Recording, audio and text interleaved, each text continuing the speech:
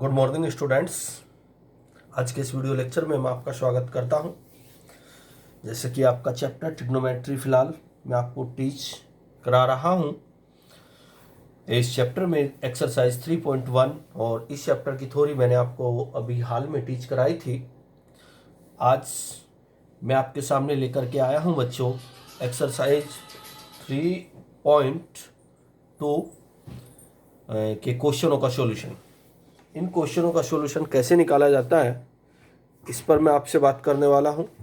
चलिए आप ज़्यादा टाइम वेस्ट करते हुए बात करते हैं। जैसे क्वेश्चन में लिखा हुआ है find the values of other 5 trigonometry function. आपको दिया गया है cos x equal -1/2 if x lies in third quadrant. अब क्वेश्चन को समझने की कोशिश करते हैं। अगर मैं बात करूं प्यारे बच्चों 6 ट्रिग्नोमेट्रिक फंक्शन होते हैं। बुक वाले ने आपको 6 ट्रिग्नोमेट्री फंक्शन में से एक ट्रिग्नोमेट्री फंक्शन दे दिया है। कितना दे दिया है? एक कोसक दे दिया गया। अगर मैं सारे ट्रिग्नोमेट्री फंक्शन की बात करता हूं sine x, cos x, tan x, cot x, sec x, cosec x, ये 6 होते हैं। 6 में से आपको एक ट्रिग्नोमेट्री फंक्शन की वैल्यू दे दी गई है। एक कर की देने के बाद बुक वाले ने मुझसे 5 की वैल्यू पूछी है। करें सो कोसेक इक्वल -1/2 मैंने यही रखा। अब आगे सोल्व करने के लिए मैंने एक ट्रायंगल बनाया। मैंने प्यारे बच्चों एक ट्रायंगल बनाया। इस ट्रायंगल में मैंने ए बी सी वर्टेक्स इसके माने हैं। एक बात का आप लोग ध्यान रहे कि जो वर्टेक्स लेने होते हैं ये एंटी क्लॉकवाइज लेने होते हैं बच्चों। कैसे लेने होते हैं? Anti clockwise. एंटी क्लॉकवाइज का मतलब ए अगर आपने यहां रखा है तो ऐसे चलना है बी, बी के बाद ऐसे चलना है सी। अगर आप ऐसे चलोगे ए फिर यहां बी, ऐसे आने के बाद ये क्लॉकवाइज डायरेक्शन होती है। आपको जब भी किसी फिगर के वर्टेक्स लेने हो तो एंटी क्लॉकवाइज ही लेने चाहिए। तो मैंने ए यहां लिखा, ए के बाद मैंने बी यहां लिखा, सी मैंने यहां लिखा। कोसेक इक्वल मुझे -1/2 दिया गया था तो मैंने कोसेक इक्वल 1/2 लिया। माइनस फिलहाल आप यहीं छोड़ दीजिए। माइनस का क्या लफड़ा है वो मैं आपको थोड़ी देर में समझाऊंगा। फिलहाल आपने कोसेक इक्वल -1/2 था, मैंने माइनस साइन यहीं छोड़ा और कोसेक इक्वल 1/2। यहां कोस ट्रिग्नोमेट्री फंक्शन है तो मैंने तुरंत कोस का फार्मूला अप्लाई किया। कोस होता है base upon hypotenuse, base upon hypotenuse. Cosec की वैल्यू 1/2, कोसेक्स की वैल्यू b अपॉन h। तो कंपेयर करेंगे तो b की वैल्यू 1 बन रही है और h की वैल्यू 2 बन रही है। सपोज करो मैं इस एंगल के लिए बात करता हूं, आप इस एंगल के लिए भी बात कर सकते हैं। इस एंगल के लिए कभी बात नहीं होती क्योंकि इस एंगल के बारे में मुझे पहले से पता है 90 डिग्री है। तो अब इतना करने के बाद जब मैं कंपेयर करता हूं तो b की वैल्यू मुझे 1 मिली, h की वैल्यू 2 मिली। अगर मैं इस एंगल के लिए बात करूं बच्चों, इस एंगल के लिए ये परपेंडिकुलर है क्योंकि एंगल के सामने वाला परपेंडिकुलर होता है। ये बेस है और ये हाइपोटेनियस है। अभी इस √3 को आप माइंड में मत रखना, कहां से निकल के आई है वैल्यू ये बाद में बताऊंगा। अगर मैं देखूं b की वैल्यू 1 तो मैंने b यानी कि बेस के स्थान पर 1 रखा। अगर मैं h को देखता हूं तो h मेरा 2 है तो मैंने यहां रखा 2। इन दोनों साइडों की हेल्प से मैंने ये वाली साइड निकाली पाइथागोरस थ्योरम यूज करके। पाइथागोरस थ्योरम क्या होती है? परपेंडिकुलर का स्क्वायर प्लस बेस का स्क्वायर इक्वल h स्क्वायर।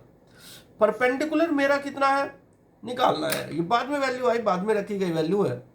तो p square as it is, b मेरा क्या है 1 तो b की सीट पे आया 1 का स्क्वायर। h मेरा 2 है तो यहां रखा 2, p 1 का स्क्वायर 1, 2 का स्क्वायर 4। जैसे 1 का स्क्वायर आया 1 के स्क्वायर को बच्चों में इधर लेके गया 4 - 1 p स्क्वायर इक्वल 3। इधर से स्क्वायर हटाओगे p की वैल्यू √3 तो मैंने यहां p की वैल्यू √3 रख दी। यहां तक कोई मुश्किल काम नहीं है। ये जो मैंने आपको बताया ये अब तक 10 लेवल की बातें थी। अब जो बात होने वाली है अब 11th लेवल की आपसे बात होगी। क्वेश्चन में कहा यहां देखिए x lies in third quadrant. इसका मतलब हमारा ये जो एंगल है ये x ये थर्ड क्वाड्रेंट में लाई हो रहा है।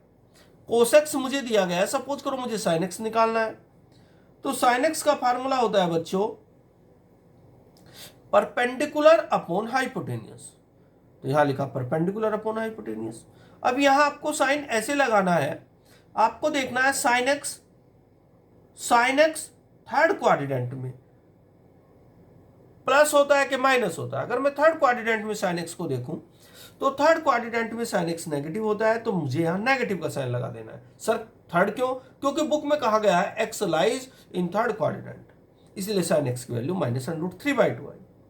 अगर टेन एक्स को देखूं, टेन एक्स क्या होता है बच्चों? Perpendicular upon base. परपेंडिकुलर कितना है? √3, बेस कितना है? 1, तो √3/1, अर्थात टेन एक्स की वैल्यू √3 को 1 से डिवाइड करेंगे, √3 आएगा। अब टेन एक्स थर्ड क्वाड्रेंट में देखिए, टेन एक्स थर्ड क्वाड्रेंट में पॉजिटिव होता है, तो यहां पॉजिटिव साइन लिखने की जरूरत नहीं, क्योंकि जहां कोई साइन नहीं होता वो पॉजिटिव माना जाता है। इसी प्रकार अगर मैं कोटेक्स की बात करता हूं बच्चों, कोटेक्स क्या होता है? कोटेक्स होता है आपका बेस अपॉन परपेंडिकुलर। बेस मेरा 1 है, यहां देखना, और परपेंडिकुलर मेरा √3 है, तो 1/√3 मेरी वैल्यू आ जाएगी। अब कोटेक्स थर्ड क्वाड्रेंट में पॉजिटिव होता है, तो यहां आपको प्लस का साइन लगाना था, लेकिन प्लस जहां कोई साइन नहीं होता वहां प्लस यूज किया जाता है। इसका मतलब मुझे यहां प्लस का साइन लगाने की जरूरत नहीं है। कोटेक्स के बाद आती है बात सेक एक्स की। अगर मैं सेक को देखूं बच्चों, सेक का फार्मूला होता है हाइपोटेनियस अपॉन बेस, अर्थात 2/1, लेकिन सेक एक्स थर्ड क्वाड्रेंट में नेगेटिव होता है, इसलिए मुझे यहां माइनस का साइन लगाना पड़ेगा। तो सेक एक्स की वैल्यू आई -2/1, अर्थात -2। अगर मैं अब कोसेक की बात करता हूं, कोसेक क्या होता है? Hypotenuse upon perpendicular. हाइपोटेनियस 2 था, परपेंडिकुलर 3 था, तो 2/√3। लेकिन कोसेक थर्ड क्वाड्रेंट में कैसा होता है? माइनस, तो मुझे यहां माइनस लगाना पड़ेगा। मुझे यहां 1 ट्रिग्नोमेट्री फंक्शन की वैल्यू दी गई थी, मुझसे 5 ट्रिग्नोमेट्री फंक्शन की वैल्यू पूछी गई थी, तो 1 की मुझे दी गई थी, उसकी हेल्प से मुझे 5 वैल्यू निकालनी थी, जो कि निकाल चुका हूं मैं। हालांकि और मेथड से भी इनको सोल्व किया जा सकता था, लेकिन अगर मैं आपके स्टैंडर्ड की बात करूं बच्चों, आपका स्टैंडर्ड इसी मेथड से बोलता है, आपके एनसीईआरटी इसी मेथड के अनुसार क्वेश्चन को सोल्व कराती है। ओके स्टूडेंट्स, आइए अगले क्वेश्चन के बारे में बात करें।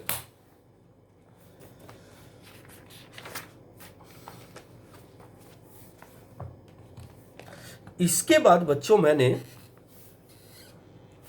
क्वेश्चन नंबर 5 लिया, बिल्कुल एज इट इज क्वेश्चन है। क्वेश्चन नंबर 5 भी बिल्कुल, अगर मैं बात करूं क्वेश्चन नंबर 1 से 5 तक बिल्कुल क्वेश्चन नंबर 1 जैसे हैं। चलो फिर भी मैंने क्वेश्चन नंबर 5 ले लिया है।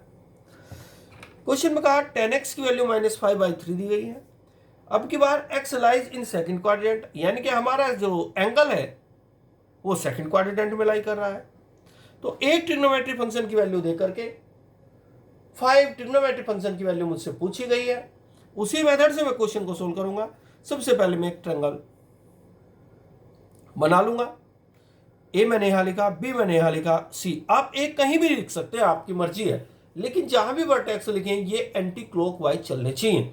एंटी क्लॉकवाइज का मतलब अगर आपने ए यहां लिखा है तो बी यहां, सी यहां। अगर आप ए यहां लिखते हैं तो बी यहां, सी यहां। ऐसा लिखना अच्छा माना जाता है, सभी बुकों में लगभग ऐसा ही लिखा रहता है। आगे चल, 10x मुझे माइनस दिया गया था, -1 मिनट के लिए यहीं छोड़े, तो 10x इक्वल 5/12 आ जाएगा। 10x की वैल्यू 5/12 आई बच्चों। 10 क्या होता है?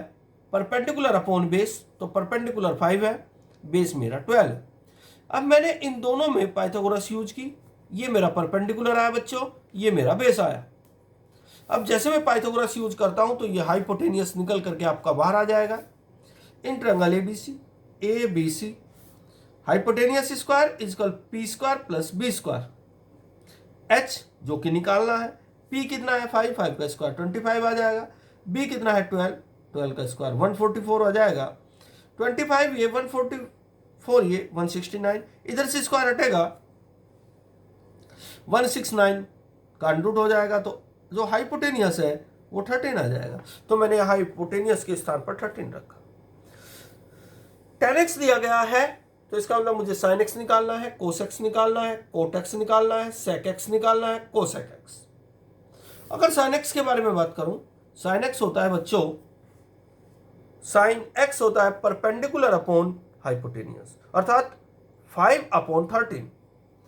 अब सेकंड क्वाड्रेंट में कह रहा है सेकंड क्वाड्रेंट में साइन एक्स पॉजिटिव होता है, तो इसका मतलब ये यहां साइन एक्स की राइट साइड में आपको प्लस का साइन लगाना है। मैंने प्लस इसलिए नहीं लगाया क्योंकि यहां कोई साइन नहीं है, तो प्लस ऑलरेडी माना जाता है। अब कोसेक्स की बात करूं,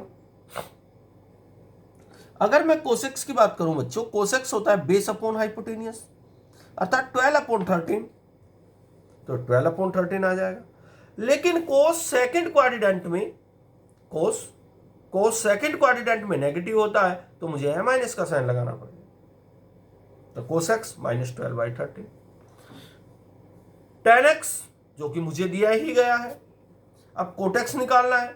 आप चाहो तो डायरेक्ट tan x से कोटेक्स बना सकते हैं। सर कैसे? क्योंकि कोटेक्स जो होता है ना, tan x का रेसिप्रोकल होता है, तो जो इसमें 12 है वो ऊपर चला जाएगा, जो इसमें 5 है वो नीचे आ जाएगा। अगर sec x की बात करूं मैं, cos x से बन सकता है, जो 13 है वो 12 ऊपर चला जाएगा, जो 12 है वो 13 आ जाएगा, नीचे आ जाएगा। अगर कोसेक की मैं बात करता हूं, कोसेक साइन एक्स का रेसिप्रोकल होता है, तो इसमें 13 ऊपर आ जाएगा, 5 नीचे आ जाएगा। ओके स्टूडेंट्स, उम्मीद है क्वेश्चन दोनों आपके माइंड तक जरूर पहुंचे होंगे। आइए अगले क्वेश्चन के बारे में हम लोग बात करें।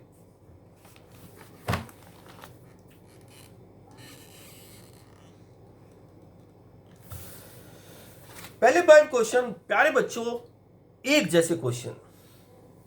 अगर मैं क्वेश्चन नंबर 6 के बारे में आपसे बात करूं, क्वेश्चन नंबर 6 में कहा find the values of trigonometric function. Trigonometric function की आपको वैल्यू निकालनी है साइन 765 डिग्री। जब आपके पास यहां बहुत बड़ा नंबर आ जाए बच्चों, 765 को आप 360 से डिवाइड कीजिए। आप देखेंगे अगर 765 को 360 से आप डिवाइड करें, 2 बार चल जाएगा, 720 आ जाएगा, रिमाइंडर 45 बचेगा। तो अब आपके पास जो 765 लिखा हुआ है, इसको आप ऐसे लिखें साइन थीटा का, तो सिर्फ इस 765 को 2 मल्टीप्लाई ऑफ 360 प्लस 45। अब आप इसको सोल्व करेंगे तो इस 765 आ जाएगा। जब भी यहां बहुत बड़ा नंबर आ जाए, ऑलवेज 360 से डिवाइड करें। एक रिलेशन निकाले, 360 की 2 में मल्टीप्लाई करेंगे 720 और उसमें 45 ऐड करेंगे तो 765 आ जाएगा बच्चों। तो 765 के स्थान पर यह आ जाएगा।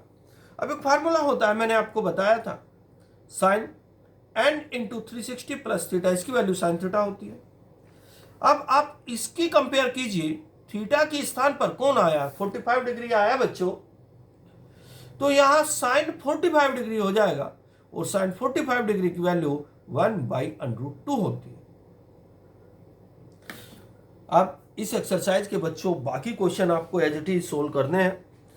कोई डाउट बनता है वो डाउट मुझे सेंड कर देना है और इस वीडियो लेक्चर को 2 से 3 बार कम से कम देखना है। Okay students, bye.